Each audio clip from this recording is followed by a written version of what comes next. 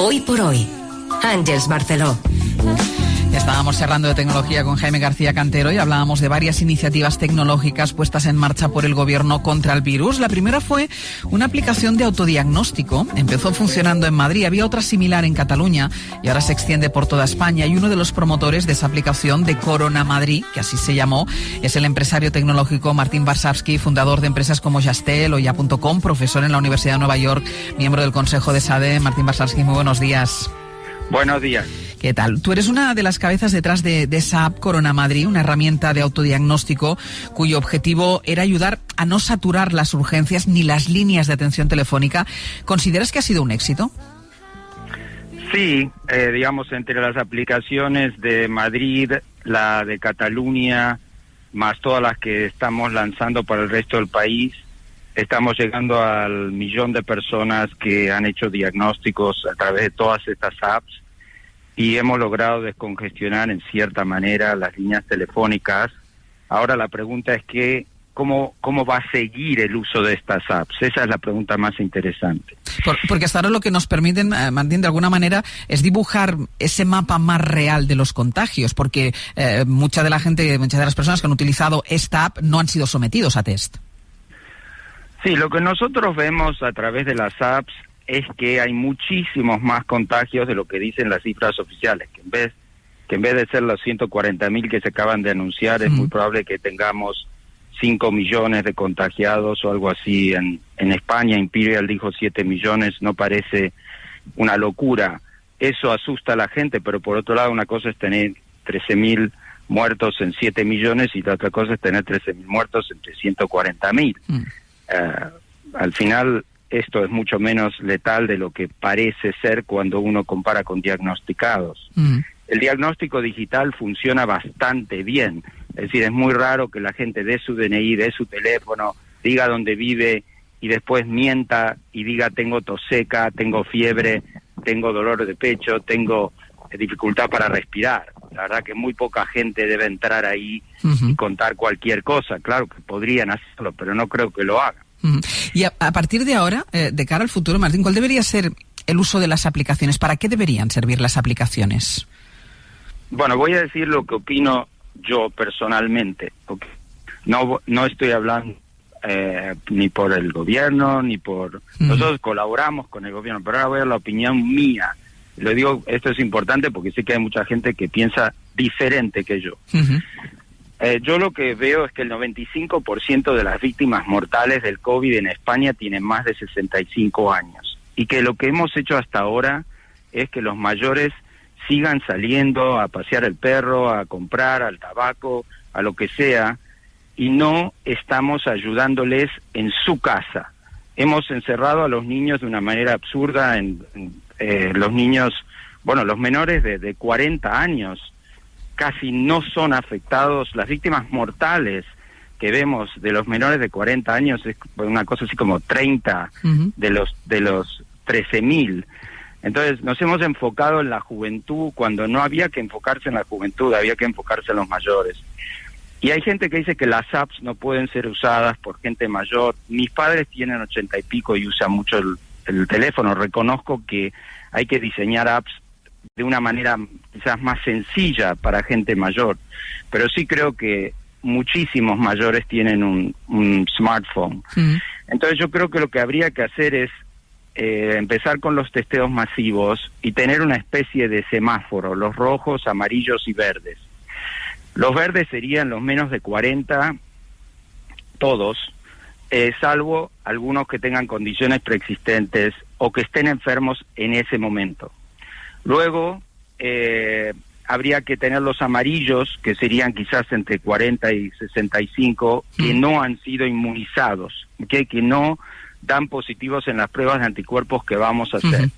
Y luego habría que tener los rojos, que son todos los que no han sido inmunizados y además tienen más de 65, que son el 95% de las víctimas mortales. Entonces, uno dice, bueno, eso es una invasión de la privacidad. Yo creo que habría que para salir de la cuarentena habría que tener algo así, porque soltar a todo el mundo es irresponsable, pero encerrar a todo el mundo es irresponsable. Entonces tenemos que encontrar un punto medio. Tal como salen las cifras ahora, encerrar a los de menos de 40 no tiene ningún sentido, pero hay que separarlos de los mayores. Entonces estos son temas que las apps hacen muy bien, y en Asia lo han hecho increíblemente bien. No veo por qué no lo podemos hacer aquí. Por esa frontera, ¿no? Esa frontera tan débil entre la libertad, la salud, ahí está el problema.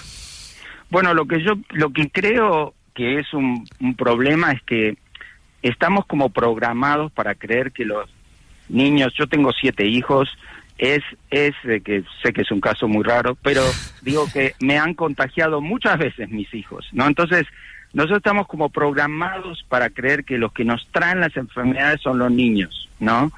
Y hemos encerrado a los niños sin sentido. Hace 23 días que un niño no puede tener un rayo de sol, aire fresco en su casa.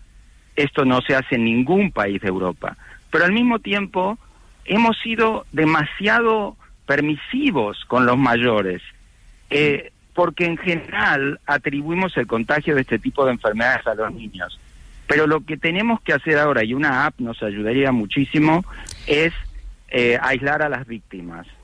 Martín, ¿Suecia podría ser un ejemplo?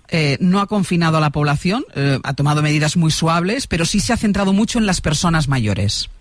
Yo miro el caso sueco todos los días. Me gusta que lo saques porque es un tema. Tengo amigos suecos, me ha tocado ir por trabajo. Dijiste al principio que yo fui fundador de Yastel, que es verdad, pero en todos los últimos años me dedicaba a temas médicos y dirijo la cadena de clínicas de fertilidad más grande de Estados Unidos y otra empresa médica en España. Y por temas médicos estoy mirando con una enorme curiosidad a Suecia. Y esta mañana salió una noticia que me sorprendió mucho, porque los daneses criticaban ferozmente a los suecos y decían que los suecos iban al suicidio colectivo.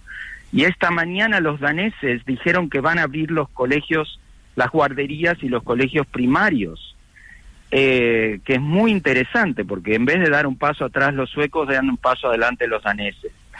Entonces, yo que pienso que sí, que los suecos están haciendo las cosas bien, en el sentido que este virus es un virus que nos va a tocar a todos, La cuarentena es una especie de quimioterapia, no sé cómo decir.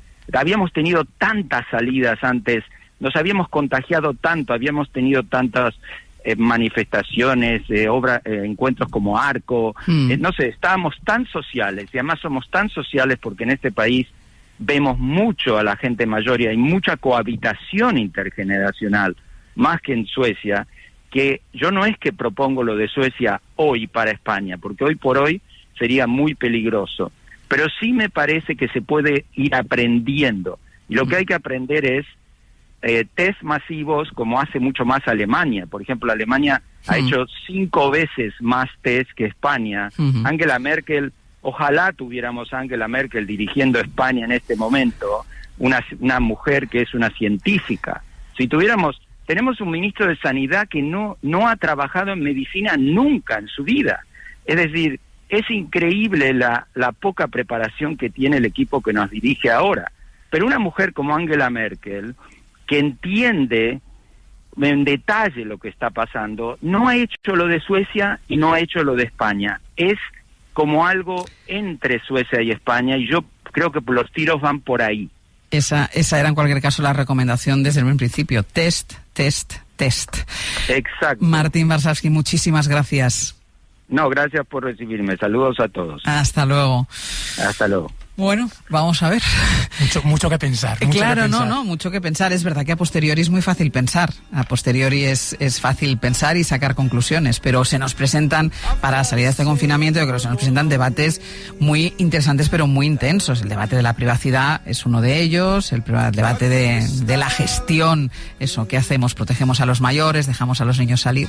Pero aterra un personaje de South Park, ¿no? El capitán a posteriori, ese superhéroe que siempre aparecía después de que todo pasara. Y yo creo que empieza a aterrar lo que va a venir a posteriori, ¿no? Toda la gente que sabía lo que había que hacer. Claro. Mucho Mira, si ese a posteriori nos sirve para que no nos vuelva a pasar, sí. Démoslo por bien empleado. Quedémonos con eso, que estemos más preparados para la próxima. Hasta la semana que viene. Gracias, Ángel.